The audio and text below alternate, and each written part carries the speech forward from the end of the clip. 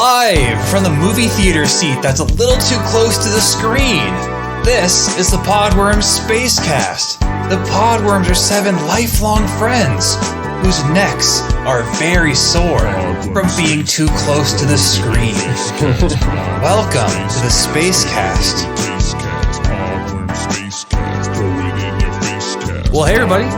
Welcome back to the Podworms Spacecast. So excited to have you with us for another episode. Let me introduce you to the guys on the show today. We have one half of the Deadly Brother duo. It's Kevin McCoy. End of that goddamn roll call. We have our little buddy, Jim Charters. God, my neck is killing me. And I am the low-hanging fruit, Andrew LeClaire. We have a great show today. I'm going to be talking about my new habit that I do in the shower. Oh. We'll discuss my newest and most favorite TV show. And we're going to be airing a never-before-heard, what could have been, in a separate parallel universe, spin-off show from the Podworm Spacecast. So stay tuned for all that. Before we get into all that fun, I wanted to provide what might be or might not be the final update in the Airbnb refund saga. Ooh. Shoot. So for those of you who aren't in the know, about a month ago now, we almost went on a weekend trip to an Airbnb in 100-degree weather, but the pool that we were planning on hanging out in was not filled with water. So we turned right back around and we figured that this would be an easy to solve case for the fine folks at Airbnb. Pretty cut and dry. Advertised a pool. Pool is there, but not really usable. Go ahead and just give me my money back. Well, this has turned into a month-long, just complete incompetent clusterfuck where every person I reach out to, it's like the first time I ever talked to this company. They have no record of me ever reaching out before, despite every person I talk to saying, oh yeah, well, we have your case here and all the details and information. Never ever transfers from person to person. At some point I reached out and finally got a case manager once I refused to hang up. And they said, oh, did you submit this form? And I said, no, I haven't submitted that form. The last 5 people I've talked to never told me to submit this form. So, I'm getting the runaround from these guys for weeks. And I've tried every avenue of getting this resolved. And it's the most impossible shit in the world. So at some point, I have this case that's pending. I submitted this appeal, basically. And the way that it works is that you submit the appeal to the owner. And their thought process is that you'll be able to figure this out between yourself, right? Like you and the owner of the house, you're just going to talk it out and figure out the right way. Like they're just going to give you the money back. They're going to have this moment of self-reflection and say, you know what, you're right. I screwed up here and I owe you some money back. And I don't know what percentage of the time that actually works. I'm going to bet, less than 5% maybe. But that's what I had to do because you have to follow these steps before they'll actually intervene. And what they do is that once you've submitted this request, after 3 business days or something like that, you can then request that they intervene and they'll be the arbiter in between you and the host. And so concurrently while this is happening, I took the advice of Kevin and I requested a chargeback from Wells Fargo. Yup. And what happens in that situation is that they have to investigate on the Wells Fargo side. And if they haven't come to a resolution within like 10 days, they give you some like temporary funds that is kind of like subject to be taken back away should they find that the case doesn't, go in your favor, basically. And so that's kind of what ended up happening in my situation, is that they gave me those funds because it didn't have a resolution. And so I'm waiting to see who's going to kind of get to this conclusion first, Airbnb or Wells Fargo, because if they're both doing like these separate investigations, you have no insight into what's going on. Like that's a weird thing, is that you have to trust that they're having these conversations with the host and trying to like put together all the pieces. They're looking at all the evidence and making an unbiased decision about all this. But my understanding is that with a chargeback, they're basically going directly to the host to get the money back. Wells Fargo is, at least. So you filed a chargeback with Wells Fargo. So as far as I understand this, because I had to deal with these when I worked at Yelp for a long time ago at this point. With Airbnb, you filed a chargeback with Wells Fargo, but does that chargeback go through Airbnb first or directly to the owner? Well, I kind of because Airbnb has your credit card information, right? Right. I think it has to funnel through Airbnb. But that's a good question. I don't. So Airbnb 100% has record of a chargeback problem. Well, so that's kind of the first update. Yeah, is that on about a week ago, I got an email from Airbnb, some automated email, and it says, "Hi, Andrew. We have been notified that chargeback dispute has been filed for a reservation and wanted to follow up with you regarding this matter." Oh, as a reminder, seriously now? Well, Christ. Well, so say you didn't give us our money. Now we're serious about it. Well, they said they wanted to follow up with me, and so I'm expecting that this is going to be like, oh, they want to get in touch with me. But actually, all it says is, as a reminder, if you require any assistance with your reservation, you may contact us. We are here to assist you with any questions you have, such as rebooking assistance and refunds or reimbursements. Do note that future chargeback disputes may result in cancellation of your upcoming reservations and or suspension of your account. Oh my God. Please, Airbnb, don't suspend my account. Please. There's nothing I'd like more at this point than for Airbnb to suspend my fucking account so I never have to deal with them ever again in my life. But so I reread this probably 10 times because I'm like, am I fucking missing something? Because it says they wanted to follow up with me. But all they really said was like, basically, we don't like this. Don't go to Wells Fargo. Talk to us. And I'm like, bitch, I tried. I've talked to 10-year people and they've been zero helpful. So why would anybody ever bother going this route? Well, we can just go to the bank instead. And as I kind of read some things online, I'm sure there's inundated with constant chargebacks because shit happens and the host and the renter or the person staying or whatever you want to call them are never going to come to a resolution without some intermediary presence there. So I was like, okay, well, this is completely a waste of internet. This is a waste of pixels. You never should have sent this shit to me. But anyway, so that happens. Then I get some messages from this fella named Victor who's working my case. And I get these messages from him.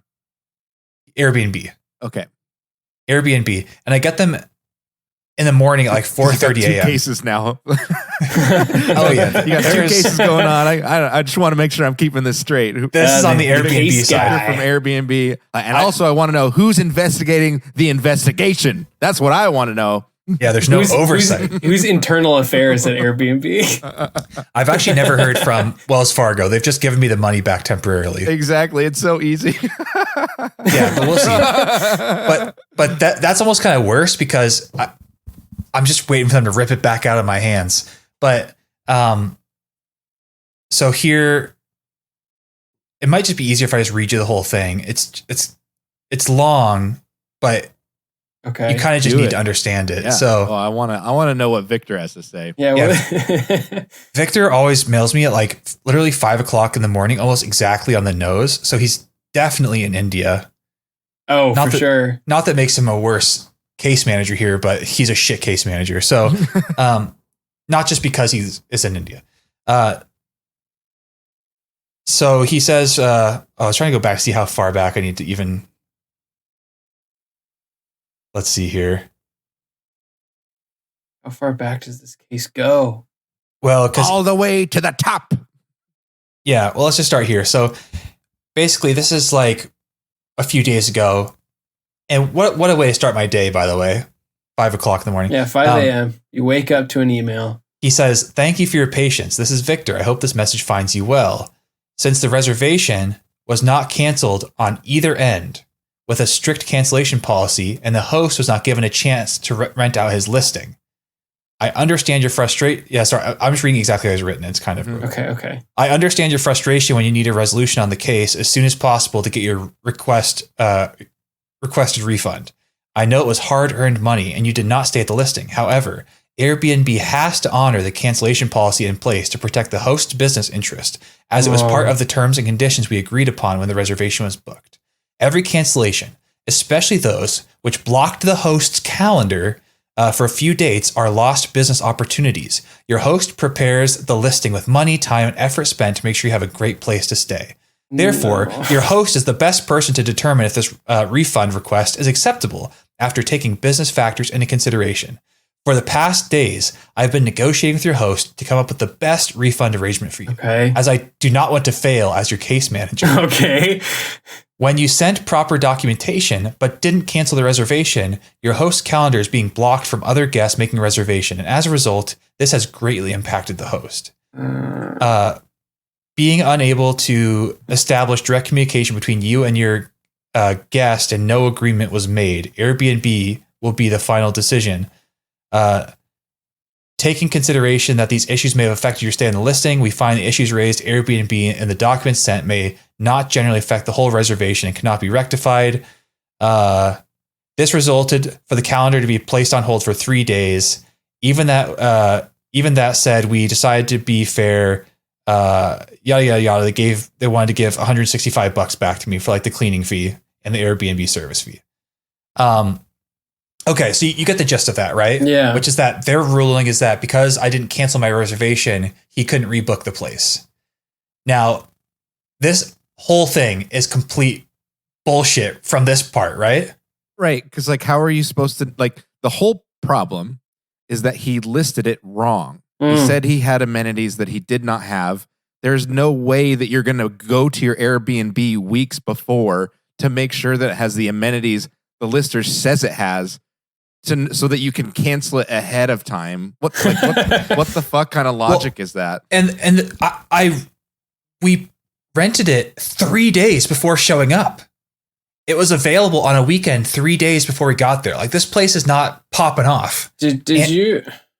I don't want to cut you off, Andrew, but go ahead, Jim. Did you submit a cancellation as soon as you found out about the pool?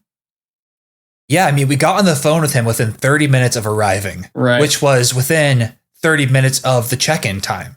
So within 1 hour of the check-in time, we were on the phone with him saying, we want to cancel, we want to free you up, we want to do whatever. Oh. And then even more than that, we get on the phone with Airbnb that, like, immediately after that. And that person never suggested whatever this better solution was. Never. No one ever said to do anything other than what we did. And even that evening, within probably 4 hours of check-in time, I had requested an early checkout, which he declined.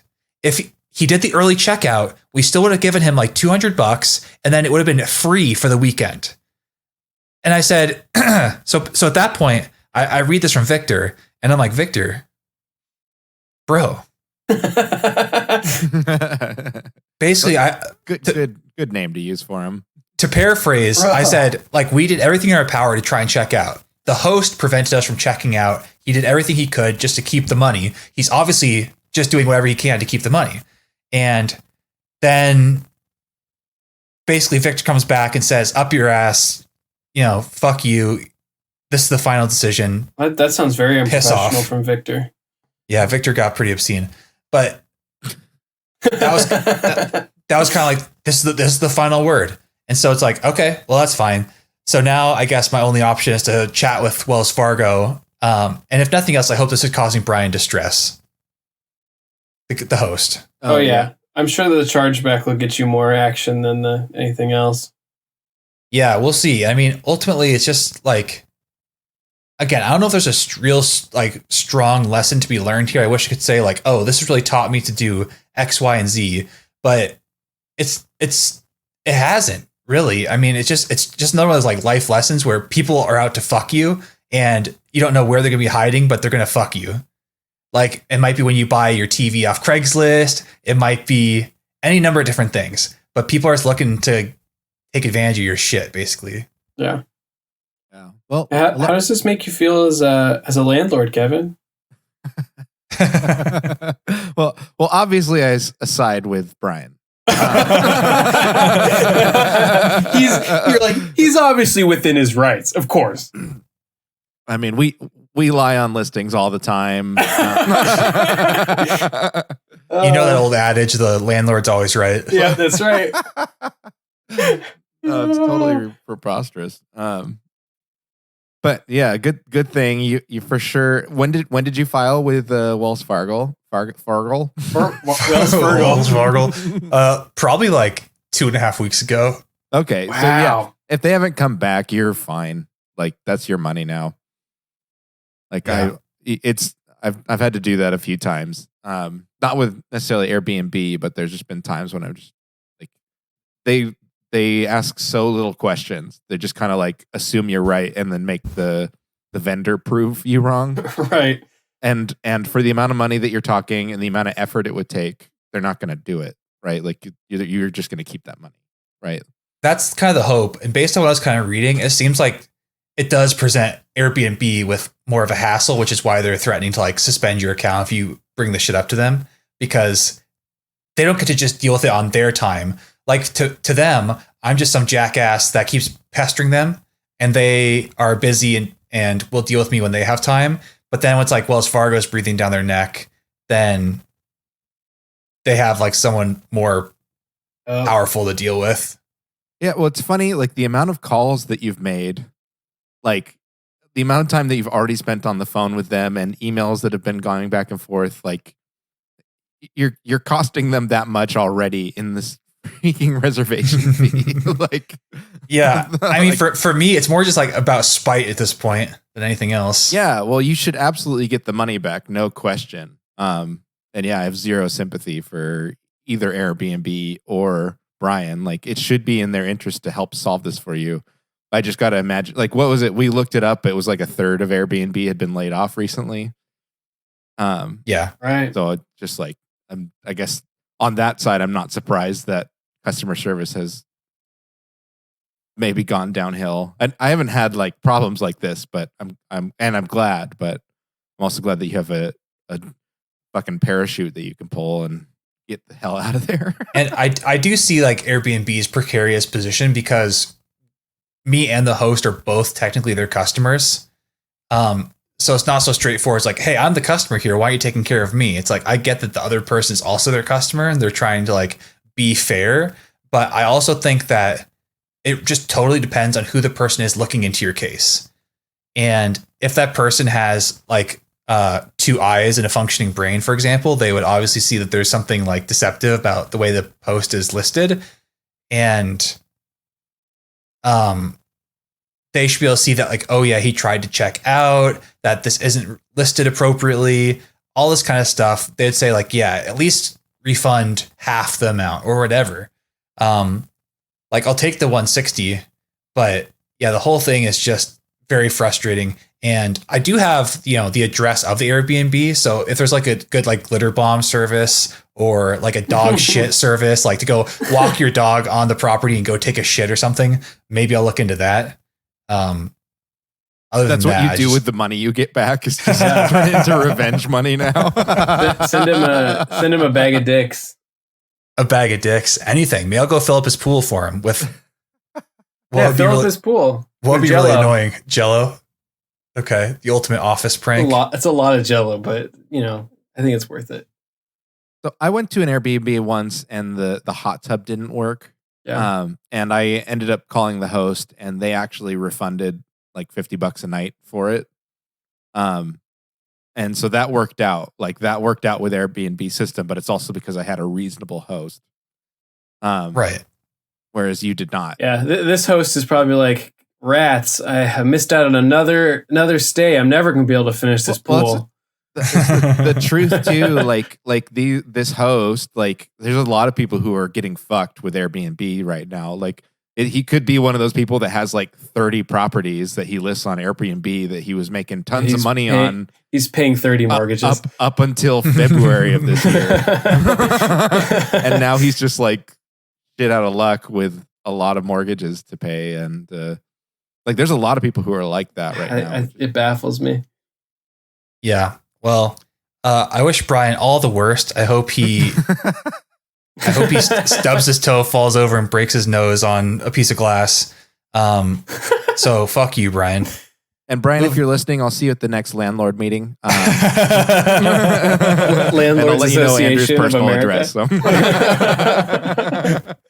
address. So. Okay, so I want to talk about my new habit in the shower. Yeah. It's something that has really changed my whole showering experience. Okay. So you guys take showers, right? Yeah, I do. Every day. I like a shower is the one thing that like I don't even feel like a human in the morning until I've done it. Right. Like, I just feel like a gross person that shouldn't be looked at or talked to in society until I have a shower. Yeah. I've been doing it unrelated to my new habit in the shower.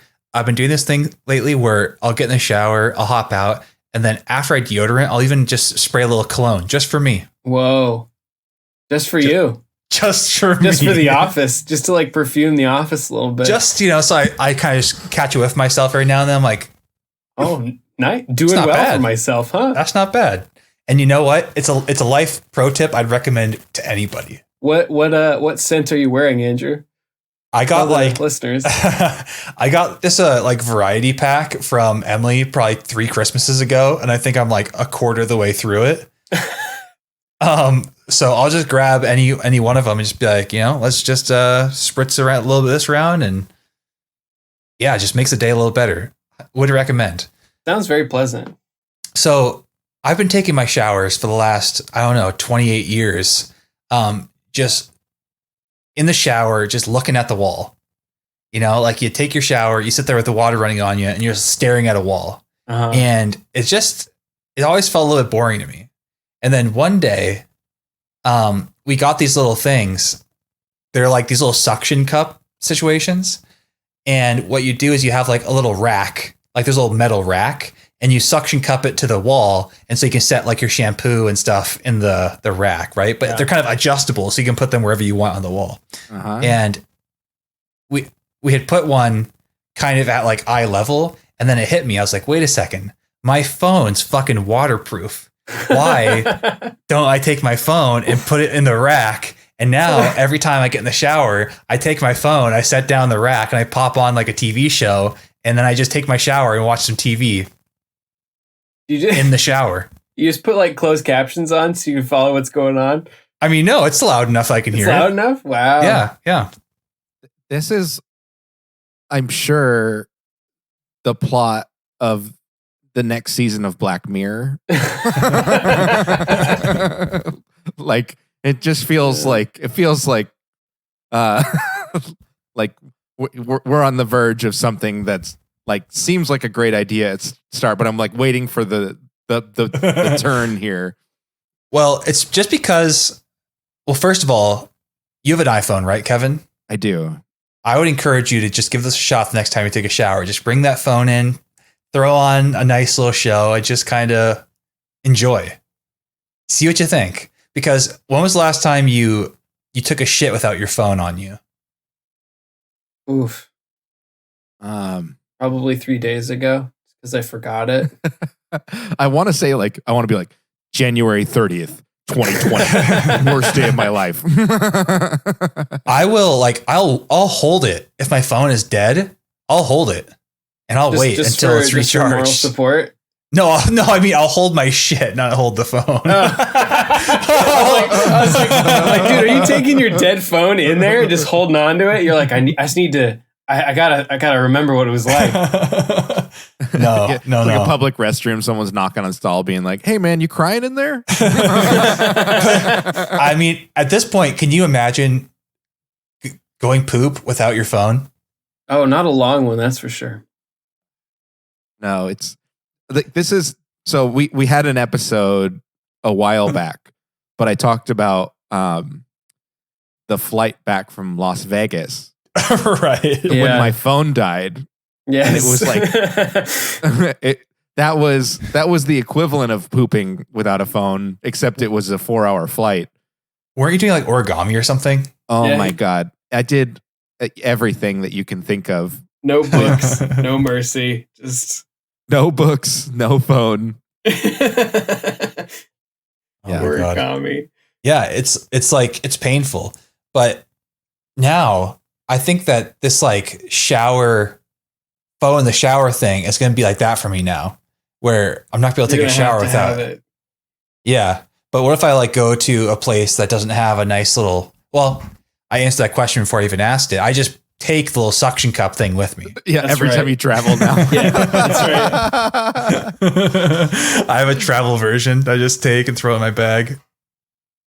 I used to have, we used to have a, one of those trays for over the bath where it would set on either side of the bathtub.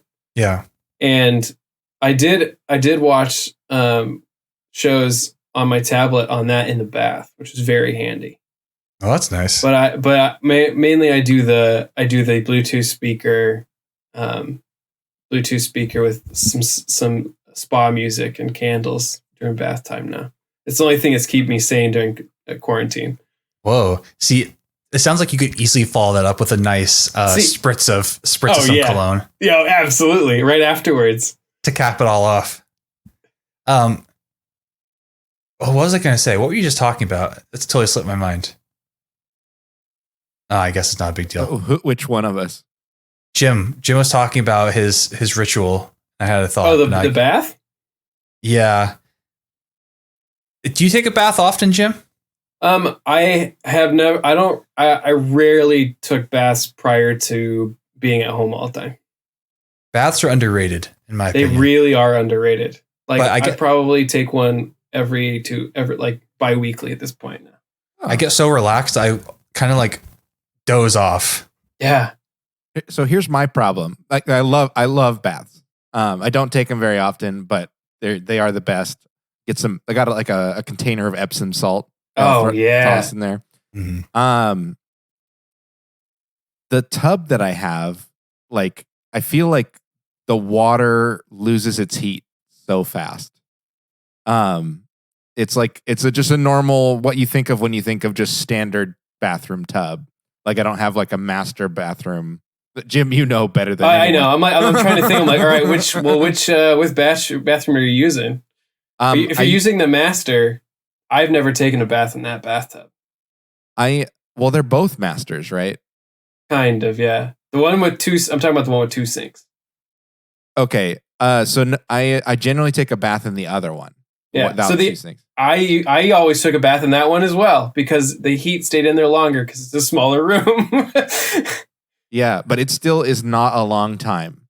Yeah. It like I'll get in there and like I want like I feel like my ideal bath time is about like an hour 15. Oh, what? Of course, an hour. You guys take an hour-long bath? Hell yeah! And then you shower off a little bit at the end, and then you're done. Bring a book in there. I've been like bringing comic books in there and reading it. Hell yeah! I mean, I do an audiobook a lot of times too. Mm-hmm. That's so good. But like I can't go more than like it's generally 25 minutes, and then I'm like I have to get out because it's like. Yeah. That or I need to drain it and refill it again and just be the most wasteful person. Cycle the water. I have a different but similar issue where my hot water heater doesn't make enough hot water.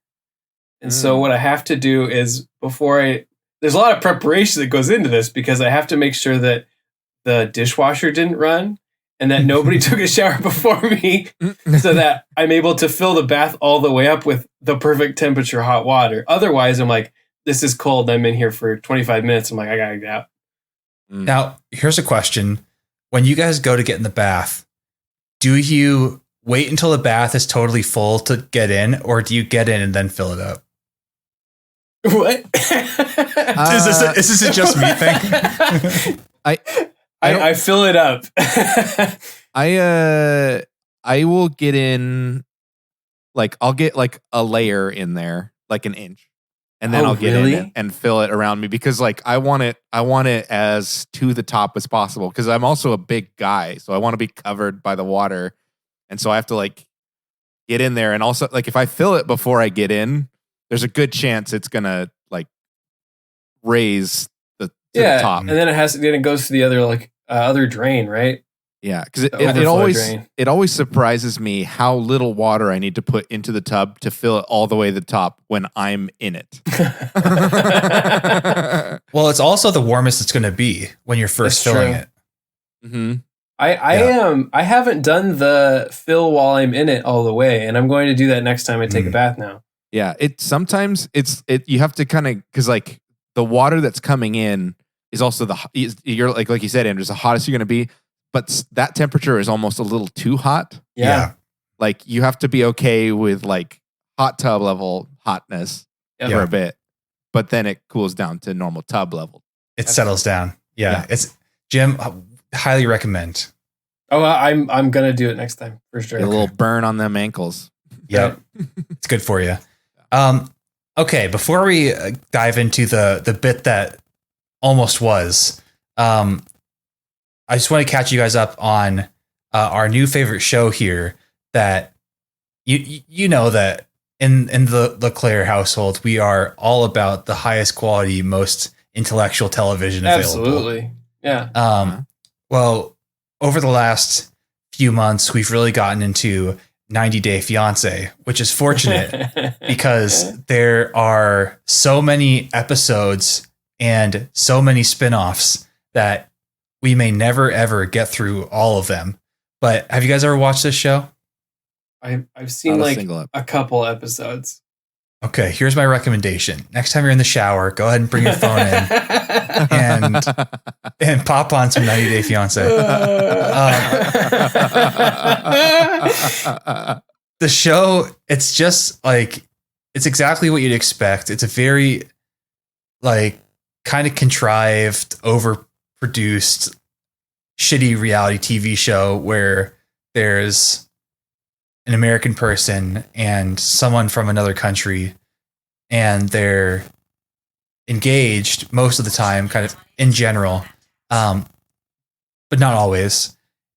But the general premise is that they come to America on this K-1 visa, which gives them 90 days that they're permitted to be in the States. And within that time, they have to be married or else they have to go back to their country. And so the whole show is about this journey they go on, finding out if they're right for each other, because oftentimes they have never met in person or only met a few times. And you always hear from the family of the person, like of the American or even of the other person as well. But it's the same every single time, which is like, how do you know they're not just using you to get into the US? It's the same every time. It's literally the same every time. And this show has like, I think 6 different shows. Literally. There's a show for 90 Day Fiancé called, I believe it's called Pillow Talk. 90 Day Fiancé : Pillow Talk. And the whole premise is that they have people, like couples who have been on the show previously, reacting to the current season of the show. Or reacting to one of the spin-offs of the show. Whoa. So it's like 3 levels deep of spin-off. It's a spin-off of the main show where they're reacting to a different spin-off of the main show. It's crazy. They have one called Before the 90 Days, which is even more of a train wreck, this is basically the people have never met each other before, ever. So it's just complete shit show. And then there's one called The Other Way, which is, I haven't actually seen this one, but I believe it's where all the Americans go to live. They're moving to go to the other direction. And there's another one that's called Happily Ever After, which is following couples from one of the seasons again, basically. So they literally have 5 or 6 different shows. Like when we go to watch it, we go into the app and I type in 90. I have to find like of the selection of all the goddamn shows, I have to figure out the one that I'm supposed to be watching.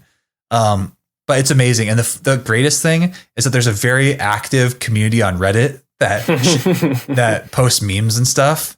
And so once you get into it, there's a real good community there to welcome you in. This show is on the Learning Channel, right, Andrew? Yeah, and it's the funniest thing is that we watch it on Sling TV, which is like just kind of cable, basically. So you still have commercials you have to watch, and they'll advertise other shows on the Discovery Network. I guess it's all just like umbrella Discovery Network now. And all the shows that are on Discovery are batshit insane now. It's been a long time since I've had cable and watched Discovery, but there's like this show called Lone Star Law that they always advertise for, which is like, I think that one's like the Animal Channel or something, Animal Planet. All these like crazy premises, like think Ice Road Truckers times a million. All these shows, they have to keep up in the ante because no one has cable anymore. So you have to just make these crazy fucking shows to stay relevant. So that people hear it by word of mouth and actually go seek it out someplace. Yes. Yeah. Wow. You know, so when you mentioned that you were watching TV in your shower, like I didn't make the next logical connection that this is the TV that you can't spend 10 minutes away from. And so I figured I know what Act 2 is in this Black Mirror show. You have the whole thing written up in your head already? Oh my gosh. Yeah, a little bit. It is funny to me that you're in the shower watching 90 Day Fiance. It's, it is what it is. We're all in quarantine and have to make our way through this. So what are you going to do? That's great. I say live your best life. Yeah, absolutely. I appreciate it. Well, I do know a thing or two about good programming. 90 Day Fiance, of course, is one. But Kevin, you actually were in the midst of creating some good programming for this show, and it never made it past the pilot stage, but you have the scraps to show us.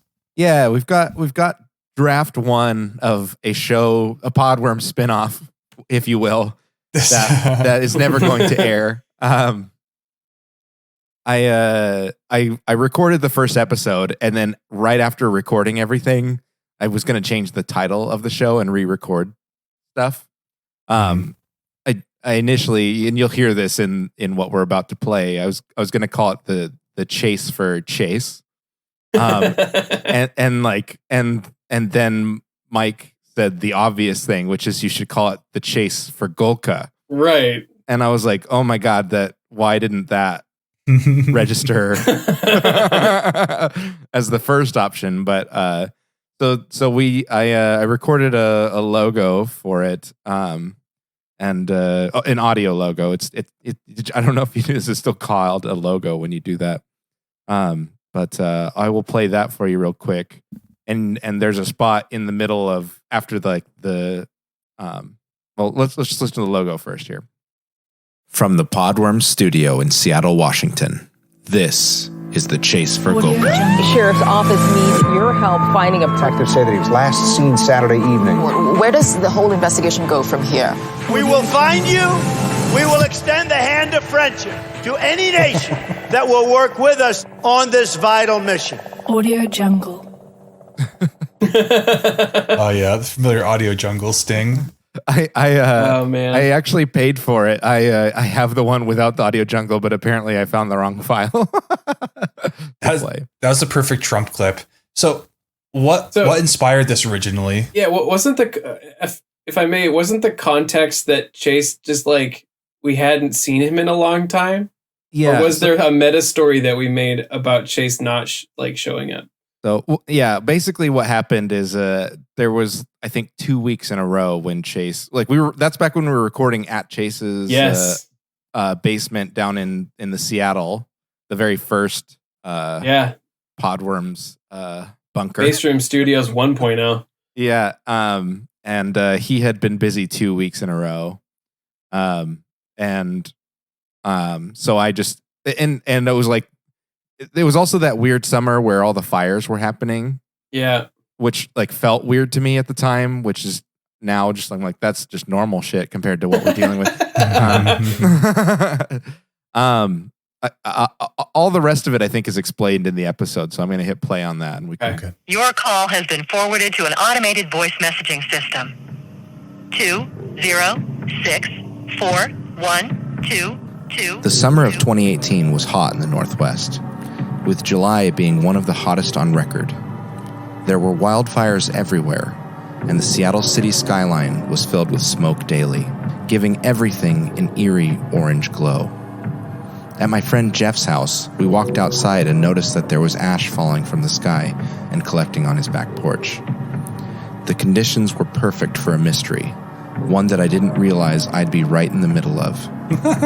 For over a year now, my friends and I had gotten together every 2 weeks to record a podcast. Sometimes not everyone was available, but we would still all get together and record in my friend Chase's basement. Chase was the producer of our pod, and an all-around great guy. July 11th, which was the recording of our 33rd and 34th episodes, is the last time I've seen Chase. I've gotten very little help from the cops, and that's why I'm starting this podcast, The Chase for Chase. Thanks for listening. Eerie. And this is the last time I saw Chase, there were 4 of us hanging out. Andrew, Jim, Chase, and myself. I decided to call Andrew, the leader of the pod, to see if he knew anything. Andrew, leave me a message and I'll get right back to you. Thanks. Andrew wasn't available the first few times I called, so I decided to instead call Jim, the only other person who was with us during the time of Chase's last podcast recording, and possibly the only other person besides Andrew and myself to be the last ones to see Chase alive. Kevin McCoy? Hello? Hey, how's it going, Jim? What's up, dude? When's the last time you saw Chase? A couple weeks ago, before you went to the festival. Okay, was it at the podcast recording? No. Yeah, he's missed 2 of them. Okay, so you saw him after the last podcast recording with him. No, I actually not in between the time. I don't think. Why? I haven't seen him in the last 2 podcasts, so I'm recording a new investigative podcast called The Chase for Chase. Yeah. And I'm trying to figure out where he is. And I was curious if you had any suggestions as to where to look. I would start looking. I would start looking at nightclubs in Seattle he may be performing at. Okay. It's like such Stage Seattle. Stage Seattle. Yeah, he's DJ there. I would check. Start looking at more festivals. Base Canyon this weekend. Base Canyon. Actually, that's next weekend. Actually. Okay, that's next weekend. Next weekend's Base Canyon, and at the Gorge, and that's all I can tell you. At the Gorge. Okay, sounds good. Jim was being unusually tight-lipped. I wondered if someone was trying to silence him. In the past, when I've called Jim to locate Chase, our conversations have lasted more than an hour. This time was short and lacking in detail. Nevertheless, I decided to take his advice and called Chase's current place of employment. Please leave your message for Stage. Next time on The Chase for Chase. Shambhala, I heard that he took some pills and then ran off into the woods. Wait, ran off in a what? Ran off into the woods. Yeah, Chase. We, that case is still active as of right now. And, publicly, we have no new news. So, but privately you found something? Oh, yeah. Oh, yeah. Oh, but you know who you should talk to is his girlfriend, Zoe. Zoe? Yeah, I mean, if someone's going to know where Chase is, it's going to be her. Or she was probably the last one to see him. She'd probably have some information on that. And do you think she would have any motivation as to why she would want him gone? I guess same as all of us. Same as all of us.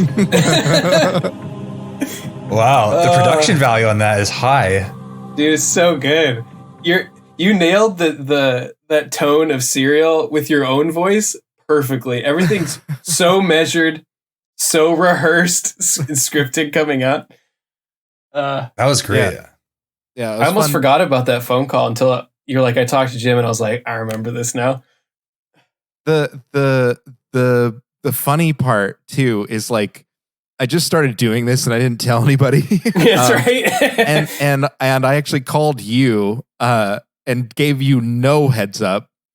And like, it wasn't Zero like, heads up. Until halfway through that call, I was like, this is probably kind of a scary thing to like call Jim out of nowhere and be like, hey, no one's seen Chase in a while. Like I texted you after and was like, sorry about that. I'm just being silly. I think I remember you calling and I was like, I caught on probably a third of the way through going, okay, no, I know what this is about now. Cause you mentioned something about it. But initially I was like, I don't know where he is.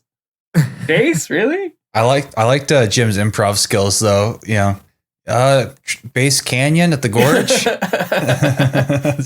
just like 1,000 person, multi-thousand person festival. He could be there, I guess. Could have been. This is really timely because, you know, this podcast hasn't seen Chase in a really long time. We haven't heard anything from him. Yeah. Maybe it's time for a second season. Second season. It's one episode a season. Yep. Yeah. I have lots of interviews that are just like not even edited. Like that, like, like the Peter interview is probably like 5 minutes. The Mike one's probably about 5 minutes. And then like I got a friend of mine to play a police officer. And like, it's just like he's really good at improv, and there's just so many funny moments in that'll never see the light of day. But oh my god! Well, God willing, there will be a season 2. Yeah, and hopefully Chase comes back to us. My interest has peaked. It's funny that Chase was not here to hear his episode of Chase for Chase, the Chase for Golka, but yeah.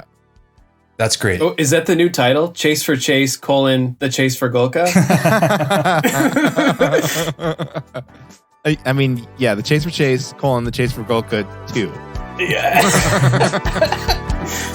Well, if you are excited about the possibility of a Chase for Golka season 2, why don't you let us know? pwspacecast@gmail.com is where we get all of our pod mail.